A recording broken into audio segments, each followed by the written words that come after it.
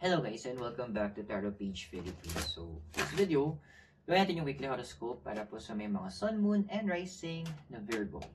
So, kung bago po kayo, this is, by the way, this is for April 7 to 13. So, kung bago kayo, subscribe, like, and share. At kung hindi nyo po alam yung inyong sun, moon, at rising kasi importante siya, sa end po ng video, meron po tayong link para dito para mapanood nyo. Remember that the readings are for guidance purposes, so use your free will wisely. And I-invite ko kayo na mag-click din po ng ating join button sa baba. This will allow you to have access sa ating mga extended and exclusive videos. And for private readings, Spellworks, message lang kayo sa page. And may admin po tutulong sa inyo. At sa mga, even crystals pala. And sa mga may gusto mag-send ng donation, you can use the thanks button sa baba. Yung parang heart. Magiging cat food. Mamaya may pusa pa nagkataon. Ang gugulo. Virgo, how are you? So, meron tayo ito, 9 of Pentacles, tsaka co-create. Ayun na nga. Medyo may mga talagang kailangan kang asikasuhin. Mga kailangan gawin na nagre-require na solo mode ka muna. Nagre-require na medyo hindi mo kailangan makipag-mingle sa ibang tao. Kaya siya ganon, it's because hindi naman kasi lahat ng battles may kakampi tayo or may kasama tayo. Yun yung pinakamagandang term, may kasama tayo. There are battles na kung saan we need to win it on our own. Yung sinasabi nila na fighting your own demons. Ayun, may ganong kasing kasabihan. There are moments that we need to battle it alone. Pero hindi ibig sabihin kasi nito na literal na mag-isa ka. May it be na wala ka lang hindi yung tipong may kasama ka talaga na personal or physical na tao. But you still have the universe na kakampi mo. Ito yung mga moments of ito na yung moment of pag-strategize mo, pag-finalize ng blueprints ng mga plano mo. Ito din yung moments na kung saan mag-evaluate ka kung ano ba yung next step mo, ano ba dapat yung i-continue mo, ano ba yung kailangan isang tabi mo muna kasi hindi pa siya required or hindi pa ganun ka-importanting bigyan ng attention. So, ito na yung time mo kasi malapit ng may pag-angat bigla to and kumaga sa preparation na to, kumaga sa isang atleta, ito na yung final stretch na preparation mo. But what's crossing you? So we have here si Judgment tsaka si Regeneration. Okay.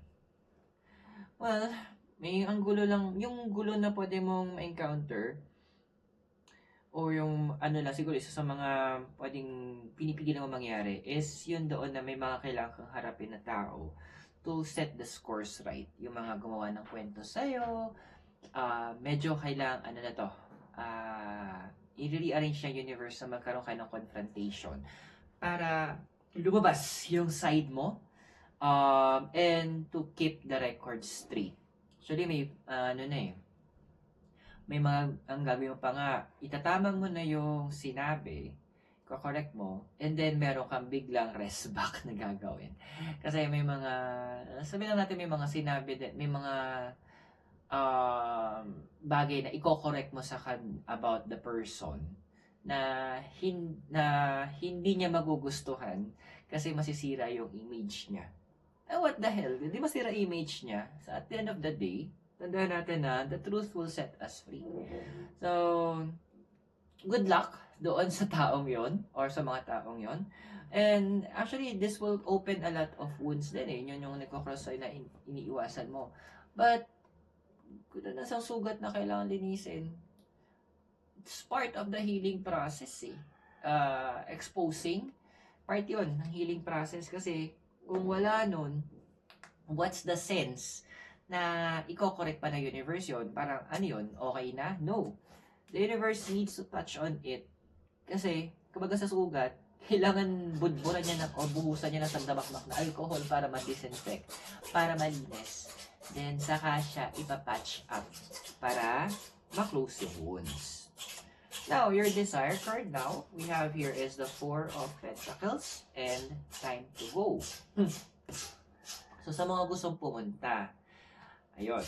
Kasi this movements na, eto yung, ito ba with regards to finances kasi, andoon na meron kang tina-target eh. There are things that you are contemplating na gagawin mo na baka itong way na to kapag pinursu ko tong project na to, madagdagan yung pagkakakitaan ko. Take this as a sign that you go the distance. Take this as a moment na yes, gagawin ko siya.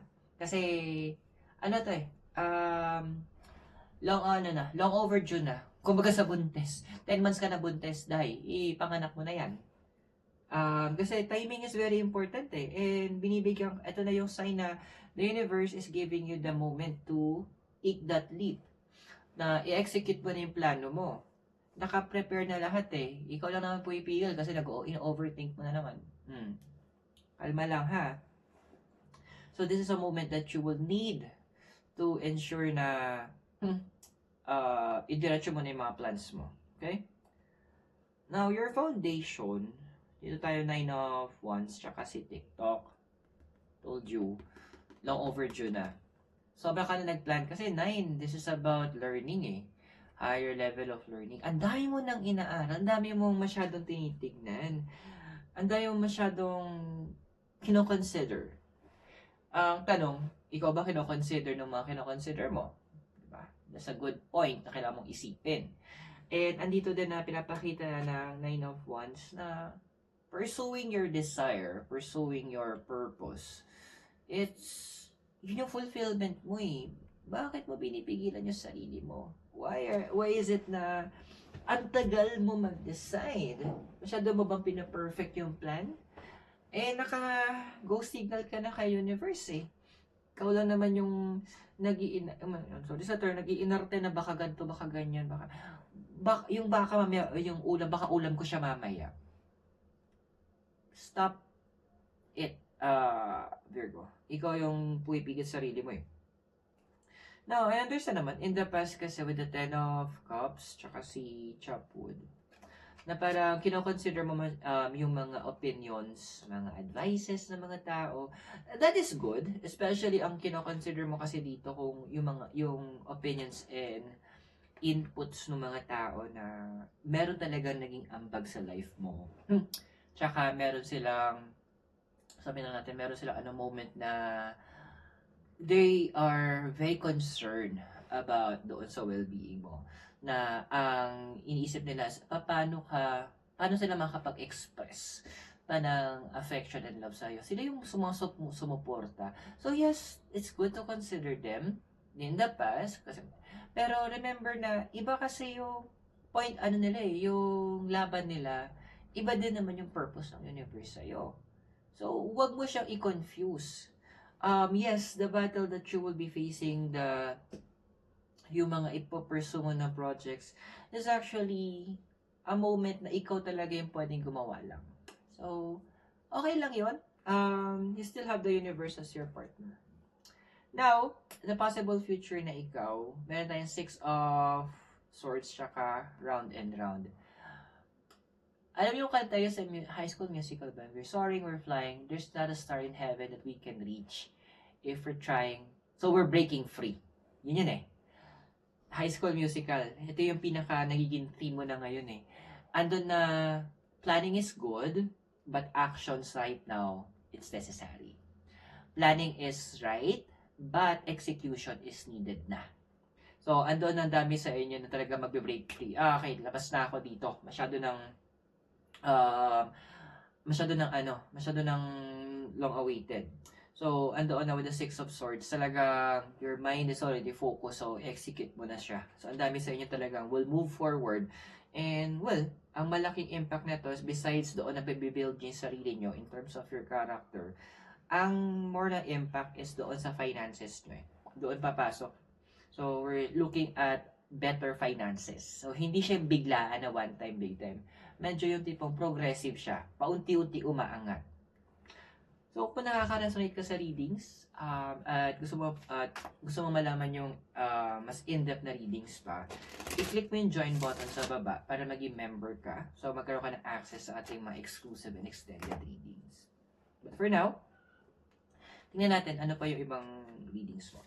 Now, your physical environment, Knight of Wands, tsaka building blocks. Well, alam mo na, madami na talagang tinatanggal around you. Madaming in-expose. Siguro, this is part of the Neptune in Aries, nung pumasok ng March 30. So, alam mo yun, nakakaloka na binabasag ka na ng universe sa part na yon. Kasi yung mga delusions mo, yung mga paniniwala mo na hindi na tama, yung mga pinanghahawakan mo na very wrong, the universe is already exposing it sa'yo para simple lang. Para mabago mo. Para mabitawan mo. Para makorek mo. Kasi, yes, illusions are very beautiful. Diba? Kapag may mga may mga magicians, they're using illusions. Pero kasi, hindi naman yun yung reality eh. Hindi yun totoo. So, the cards are saying na sisirain to yung mga akala mong totoong nangyayari, totoong ganap. It will be exposed. Even yung mga ideologies mo na hindi na nakakatulong. Babasagin ng universe yan. That will entail, sabi na emotion environment mo, 9 of Swords tsaka happy-happy. Ang kembot nito kasi, is ando na mawiwindang ka din, na parang i-restructure ng utak, yung ng universe yung utak mo, na okay, hindi to nag-work, hindi to tama, luma na to, outdated na to, panis na tong bagay na to. So, papalitan na universe. On your end, yes, it will be painful kasi may tinatawag naman tayong learning curve. Magkakamali tayo. That's normal. Part yan ng pagiging tao natin. Pero andun kasi that, although your mind will be struggling, yung emotions mo, happy kasi makikita mo unti-unti development. At nakakatuwa, kaya nagiging okay yung emotions mo. Kasi andun yung part na deep inside, you know this is the right thing eh. Sa deep inside, you know that this is what you need to do. So, kumbaga ikaw confirm na sa ng universe na, yeah, go, go, go, ganon. Now, your hopes and fears, we have here the Ace of Swords, tsaka si never-ending story. So, okay, understandable naman na, syempre, iniiba, fighting your own demons to eh. O one-on-one solo battle na to. So, tanong mo, ano yung kailangan kong gawin? That's understandable. Ituturo ng universe naman yung mga steps na gagawin mo, yung actions na kailangan i-take mo kapag andun na yung moment. Hindi mo kailangan madaliin. Kasi andun yung with the never-ending story. May mga bagay na talagang i-continue mo pa. Kasi may fear ka na baka mawala yung mga friendships mo. Ganto. No, they will understand. Kasi ito ngayon nakakatuwa eh. Yung mga tao sa paligid mo na alam, nagiget, na maintindihan kung bakit ka biglang medyo magde-detach at meron ka mga kailangan sikasuhin. Sila yung mga makakaintindi, sila yung sila yung mga taong ikikip mo din. Kasi hindi sila nag-judge or hindi sila agad nagkaroon ng judgmental mind na, kaya baka mamaya hindi niya na ako bet kasama. No. Those people who will defend you, actually, those are the people na, they are the one who's worth keeping. And, again, malalaman mo yung next step mo once you are there in that moment. So, ito na talaga little trust the process. Possible future mo, we have here 5 of Pentacles, saka truth be told. Literal talaga, one step at a time ka yung gagawin mo. Yung tipong, pag sinabi ng universe na maghintay ka dyan, maghintay ka. Ganun yung gagawin ng universe. But there will be an impact kasi in terms of your finances. May mga moments na kung saan may ipaparamdam sa yung universe na kailangan mong gawin or taong kausapin. And wala kang idea, but once you are there, doon lalabas na, okay, ito pala yung dapat naming maging deal. Ito pala yung dapat na maging business namin. So, perfect timing yung ibibigay sa'yo ng universe. Not too early and not too late. Just laging on time.